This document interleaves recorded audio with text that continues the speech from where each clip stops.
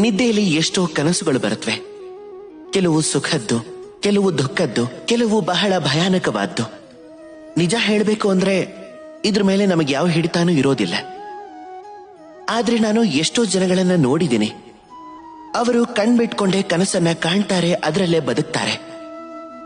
ಅವರದ್ದೇ ಆದ ಒಂದು ಕನಸಿನ ನಗರ ಇರತ್ತೆ, ಅದರಲ್ಲೇ ಜೀವನ ಮಾಡ್ತಿರ್ತಾರೆ. ವಾಸ್ತವ ಏನು ಅನ್ನೋದ್ರ ಬಗ್ಗೆ ಅವರಿಗೆ ಯಾವ ವ್ಯತ್ಯಾಸನೂ ಇರೋದಿಲ್ಲ.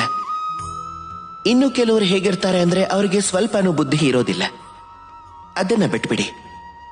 ಆದ್ರೆ ಬುದ್ಧಿ ಹೇಗ್ ಹೇಳ್ತಾರೆ ಅಂದ್ರೆ ಇಡೀ ಜಗತ್ತಲ್ಲಿ ಎಲ್ಲ ಜ್ಞಾನನೂ ಇವರಿಗೆ ಇರೋ ಹಾಗೆ.